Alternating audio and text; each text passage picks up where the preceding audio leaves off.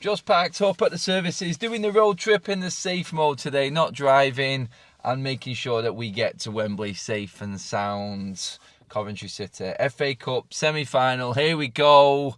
I mean, the embargo version of that press conference dropped last night, didn't it? Like, Ten Hag, seriously, some of the excuses that are coming out already.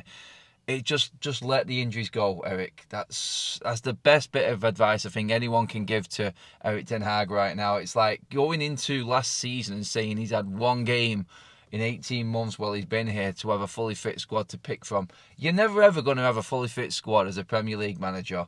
It's as simple as that, Eric. It's just not going to happen. Don't expect it to happen and get on with it. That's all we can say. Going into games like this at big occasions, yeah, you can say it's only a smaller team or a lesser team in Coventry, but still, it's a massive game. The fans are travelling down to Wembley.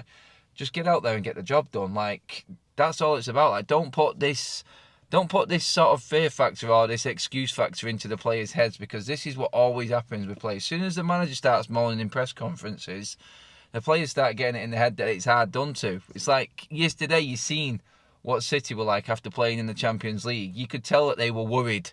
You could tell Pep Guardiola was fearing the worst yesterday, and City played like that against Chelsea. Like, they were knackered, and everyone knew it. They just tried not to talk about it and make an excuse about having too many games to play. And that, I think, is what Manchester United should adopt, or at least Eric Ten Hag should adopt when he's talking about these players. But going into this game today, like, I know we've got injuries at the back. I know we've got one fit centre-back, and Maguire himself has only played, or trained, once this week. Ten Hag was saying that in the press conference on Friday in the first part of it. So, yeah, it's not ideal, but you just got to deal with it. It's as simple as that. To talk about it being a very, very, not a normal season for injuries. No, it's not been a normal season for injuries. And he talks about players in key positions. I think you should be not concerned with what's happening at the back and more concerned about what's happening up front in key positions, because you've got players there that have been chomping at the bit to get in. You let players go in January, Eric, as well. Don't forget that. And Manchester United's goal output is shocking this season. So maybe key positions being more, I would say, in the forward line, not in the defence. Like, defensively, we're in games. Like, we're not. There've been some bad individual errors here and there, but let's be honest, when we've had our first team players in, and when we've had everyone fit at the back, we've still looked dodgy in games.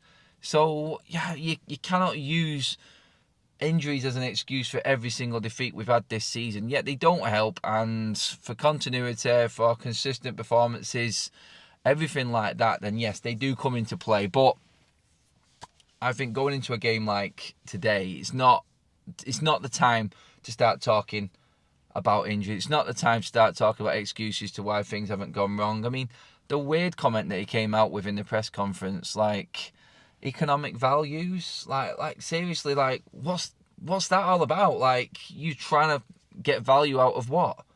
Value out of what players you've bought? Like, I don't know where he's going with that. It just seems very, very strange at the moment in what he's saying and the way he's answering questions. It's like a man on his last legs is what it really is. Like, I actually thought yesterday, if Chelsea won that game yesterday, I'd have been confident that United could have gone on and won the FA Cup. And it might have been a different conversation. Like, back-to-back trophies. Yes, domestic trophies are not the biggest trophies you can win, but a Carabao Cup and an FA Cup in your first two seasons, I think it's a bargaining chip. Like, the conversation changes, and that cannot be sniffed at. That cannot be ignored. And I think that would have helped Eric Ten Hag going into the summer. But it's still important to get to the final at least today. Try and concentrate on what's happening today, because if he loses today, or he doesn't go, well, if he doesn't go through, he's lost, clearly. But if something goes wrong today, and you know what I mean by that, I don't think it will, but just on that chance that it does do, then we're in big trouble with Eric Ten Hag. I think that is it. Like, he's done. Like, it really will be a problem if Ten Hag is going into that Sheffield United and that Burnley game this week now off the back of losing to Coventry. Because you've seen what Burnley did yesterday against Sheffield United. And you know what? It's like we shouldn't even be thinking ahead to the Sheffield United and Burnley games this week. We should be just looking at this game, Coventry today, FA Cup semi-final. But it just makes you think about everything else. Like, instead of concentrating on this game, and everyone's solely focused on getting through the semi-final. We're thinking about everything else: economic value, the process, injuries over the last 18 months. Like, where is that coming from? I know journalists are asking questions to Ten Hag, and he's got to answer them questions, but like, let's just concentrate on today. You can turn them questions around and just say, look, like, we've had injuries over the last 18 months, but we've got on with it. We won the trophy last season. We won a domestic cup last season with injuries. You know what I mean? We've won games this season with injuries. We've lost games with our best team in when we've had everyone fit as well. Let's move that, switch it across and say, look, this happens at this stage of the season. You're tired, fatigue is setting in, tiredness kicks in, injuries happen, but you got to get on with it. This is what being at Manchester United and competing in as many competitions as possible is about. And that's how I look at this game. I just go, look, it's another game on the way to an FA Cup final. It's a massive game for Manchester United and Ten Hag today. The pressure is well and truly on him. I think we will have enough, more than enough. I don't think it's going to be a landslide victory for United. I really don't. I think Coventry will have moments, and if they take them moments, then it's going to be a difficult afternoon for United. But I feel like, no disrespect to Coventry, I think the occasion may get the better of them. Well, I'm hoping that's the case.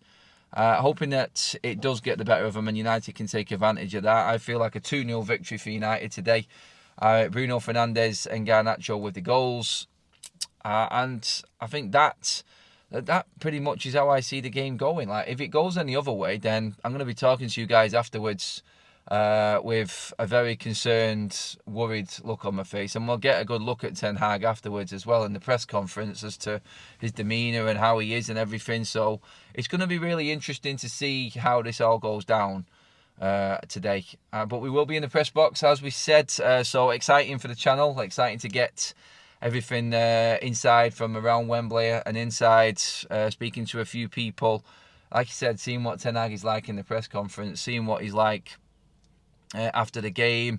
I'm pretty confident, like I said, that it will be him talking after a victory against Coventry and looking ahead to another final, hopefully looking forward to another final. But yeah, it's good for the fans as well to get into Wembley again and get to another final after this. But today's more important. Like, seriously, like, it's like, we know we're playing Coventry and we've got that, so I feel like I've got that confident feel about it. Like, I don't mean that in any disrespectful way, and I keep saying that about Coventry, but I just feel like United will have too much today and we will get through. But like I said, just in that chance that this goes wrong today, I fear for the backlash for Ten Hag from this one. Like, he cannot afford to come away with anything else than a victory today. He really can't. And I just feel like everyone will just have enough. I think the players should be rested enough. I mean, I'm worried.